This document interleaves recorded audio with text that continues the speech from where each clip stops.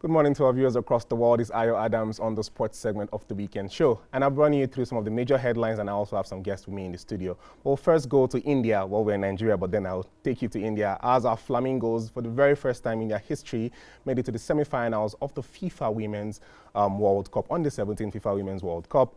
Well, that's a clip showing up on the screen. They're giving you the details of how the game went. Well, they defeated USA 4-3 in the penalty shootout after the full time ended 1-1. I'll run you through some of the brief stats across their competition so far. They started the competition against Germany on the opening day, and they were defeated 2-1 before getting back on the horse on their second match day after winning New Zealand 4-0 with goals coming from Miracle, Saini, Taiwa, Falabi, Edidiong Etim, and Mina Bello. Then they went on to their third round game and they defeated Chile 2-1 in a beautiful encounter with goals scored by Blessing Emmanuel and Bisola Musaku before finally moving into the semi-finals where they played USA yesterday. Well, the game started as they scored the first penalty by Omamuzu Edafe before USA equalized, and the game ended in a stalemate 1-1 draw, which took them to the 90 minutes. Well, they went to the penalty shootout, and in Navi, Mumbai, the Flamingos made history at the first ever time, progressing into the semi-finals of the Under-17 FIFA Women's World Cup. Well, we love them. We appreciate them. They've been nothing but spectacular so far, and they will be meeting champions from Colombia or Tanzania. We're going to be playing this afternoon by 12 p.m. Also, another game coming up is Japan versus Spain in that encounter. Well, Germany defeated Brazil yesterday in the other encounter of the quarterfinals. Well, we wish the Flamingos well. We'll be giving you more updates on how they progress in this competition. Well, in the studio with me, I have lovely guests from the Abuja Flag Football. They're back here in the studio. Well, we also had them here a couple of months ago. We had them when the season began, when this session began in 2020. I'm here with Dorcas to my right. Good morning, Dorcas. Good morning. And I'm here with Faith to my left. Good morning, Faith. Good morning. I mean, it's been surreal. It's the fourth season of the Abuja Flag Football. Yes. And I'll start with you, Faith. I mean, walk me through it. How has it been? 4 seasons. It's not first, it's not second, it's not third. Right. It's the 4th season. It's been magnificent. Tell me how it's been so far. Well, all I can say is been electrifying, honestly, because I mean, for us to come back again for 4th time, you know, there's been a need for it. There've been people longing to come back and play it since we started off in season 1 up until now. It's just been growing. It's just been growing. The fan base, the teams, the energy, basically, it's just been growing, and it will keep on growing until forever. It will keep on going until forever. That's what Faith is saying. I'm coming to you, Dorcas, and like it's just rightly stated in our locality here, it's been growing. It's been amazing. I mean, when Idris first came, he came here with a broken leg. Yeah. He came here with a broken leg. You also came here with Okonkwo also, and they were here together, and we talked about the opening season in 2020.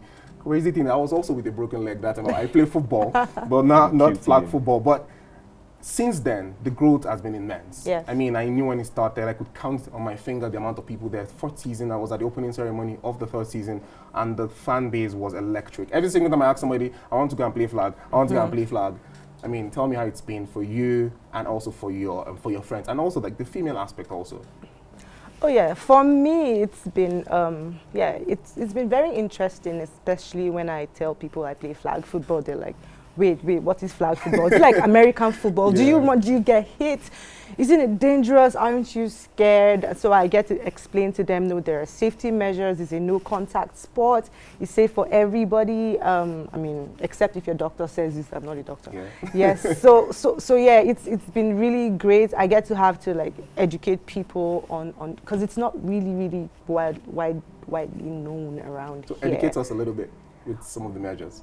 Oh, okay. So, like I said, it's a no-contact sport. It's very similar. The rules of the game is very similar to American football or rugby, but then it's no contact, whereby I do not get to stop my opponent by taking him out. No, I don't touch you. Okay.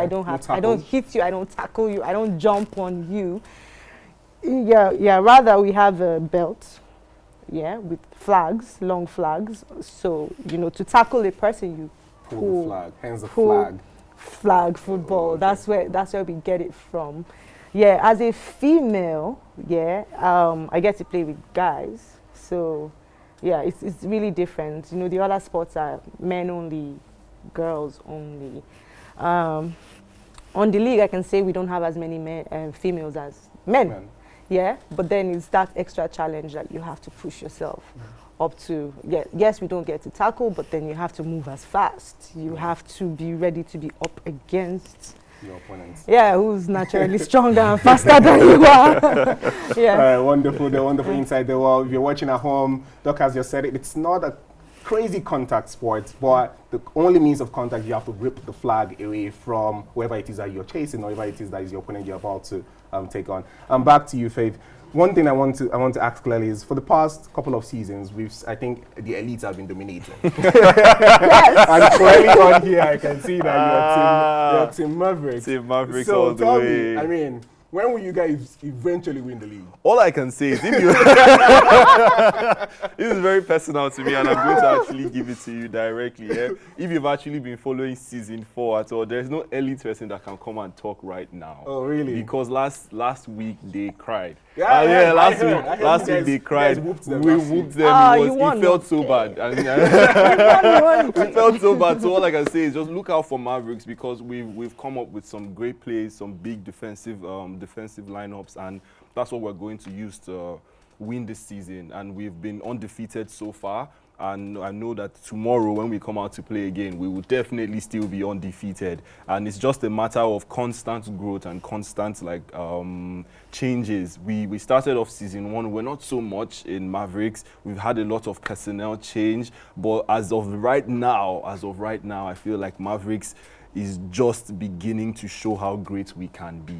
Elites, they will calm down, they will relax, they know. So in your team, tell me, are there significantly some players that we should look forward to this season? Oh, definitely. Who are your top players, your quarterback, your fastest runner, your best tackler? Give us some names. All right, so first of all, we have our female destroyer, Asma. Asma was here the last time. She was here the last time. She's like one of the most scariest female players you can ever. But when you see her stature, you won't believe it's her. Our QB definitely Hayes. We have Musti on defense. Quite frankly, you have me, because I've not seen anyone that wants to come and pass by. And we have the speed star Baba, we have AJ, we have Usi. There are a lot of names that if we start calling now, we would not leave here today. Okay. And we have some new rookies, man. We have someone named O2. He came in from Lagos. We have a couple of guys that are ready to shake things up. And not just the guys, there's also Nosa, there's also Joy for the ladies.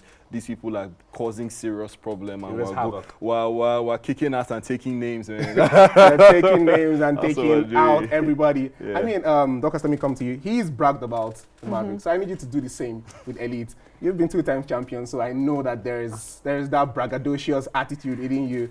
Do you think you guys will go this season without clinching your trophy again? So I'll tell you this one. There's been 4 seasons. We won the first one. Yeah? We won the 3rd one. But you've never heard of brag. It's in our name. We're elite. We don't brag. You get it. So I'm going to tell him, nice one, Mavericks, but I'm not going to brag. Because I'm elite. It's in my culture. It's in your culture. Yeah, so let's see what happens. All right. That's how much I'm really saying.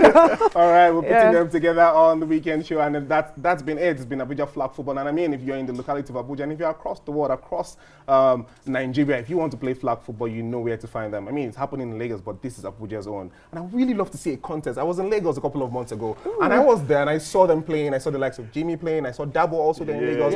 But is there going to be like an all-star game one day where you bring Abuja and Lagos together, and let's just have that? Because I know you guys do your all-stars game here in Abuja, but I want to know, if the eventuality comes that there's an extract from Lagos and there's an extract from Abuja, do you think you guys can defeat the Lagos people? Well, I mean, Lagos has a lot coming, man. It's been a long time coming. That All-Star Games, it's been a long time coming, and it's something that we're definitely working on.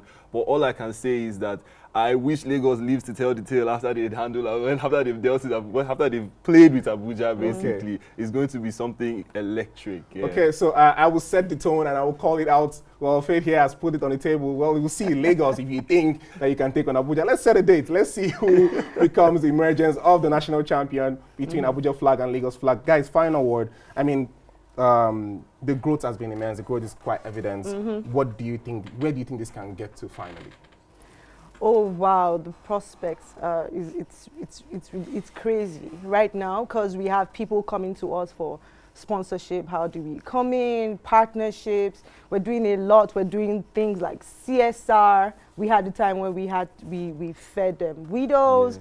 We go out to educate young people, children, and then we're expanding because we're bringing out this awareness that this is a sport, and then we're against vices such as drugs and stuff. So it's better for youth to be involved, in things like this. So we have more people. You have people joining teams. We have people forming new teams. It's wonderful. So yes, right now, give it 5 years. I do not. I mean, there's no stopping Abuja flag football right now. Flag football. Yes. I mean, final word? Yeah, well, honestly, like as Dorcas has rightfully said, there's no stopping Abuja flag. You either get on board or get run over, basically. I like that. So you just get on board with us and watch us grow and watch us become the next big thing. Basically. All right, then. You heard them. Dorcas says that in the next couple of years, we might not even know what it's going to be like. It's going to be growth. The growth is going to be excessively immense. I mean, look at the fourth season, the numbers are high. And Faith has rightly put it down there that, they're pushing forward to see the best of it. Well, I'm also saying to you, if you're watching today, if you want to be part of Abuja Flag Football, you can find them on Instagram at Abuja Flag Football. And if you want to watch them play, go there, go to the page, and you also find details of how you need to follow up, sign up, and everything. And they're just not playing sport alone. They're taking away vices from the street. They're helping the kids in the street. They're educating the younger generation, and that's what we're supposed to be doing. Last week here, we talked about peace against violence, elections. We want that to continue. We do not want a situation where, young people are out there not doing anything. But then, if your hands are idle, play sports, play Abuja Flag Football. Well, my name is Ayo Adams, and as we do, we went to the street to ask our fans how they think about the current happenings in the world of football. It's been Cristiano Ronaldo's dilemma over the past week, and we asked the fans on the street, what do they think about Cristiano Ronaldo? Should he leave or should he stay? What do they have to say? My name is Ayo Adams. Thank you, Dorcas. Thank you, Faith. Thank you. And I'll be seeing you next week. Bye-bye for now. I don't think that he should leave the team. The reason is that I discovered that Ronaldo, according to the age, as I'm looking at him, he's ripe in age, and he needs to hang his boot in Man U. Yes, he has to hang his boot in Man U, and that will be favorable for him. Ronaldo should leave because he's better than what they are playing now. That's what I just think. Ronaldo still there now. Ronaldo still there for Man U. Maybe say you still get injury, you still get small injury for body. So we make him a cheater before she went to when I want to come out from we go to Atletico Madrid. Yeah, Ronaldo still Man U till next season. Yeah, because Man U need him most. They need him most in the team. To me, he should not leave. So if he leaves, it's going to affect him in his coach career as the bench bencher. By next season, he was going to he's going to be in his full form by next season, and I wish him best of luck. That's why they call him good. So concerning Man U and Chelsea match, I'm predicting Man U 2 and Chelsea 1. I'm predicting Bruno Fernandes and Rashford. Man U go win now 2-1. Normally, I don't like Chelsea. So I guess it should be a 2-1 Man U, of course. Who go score for Man U? I have not really watched their lineup, Sha. Man U will win the match too. Rashford. Chelsea go beat Man U now, like 2-1. Chelsea go beat Man U 2-1. Abraham has scored the 2 goals now. Man U go beat Chelsea now. The scoreline can be 1-0. The person that may score for Man U, Sancho. Let's say Sancho. Sancho is a very active player there. 3-2. Chelsea 3, Man U 2. Man U win by 3 goals to 1. Probably. Martinez, no. Antonio will score. The Rashford will give the 3rd goal.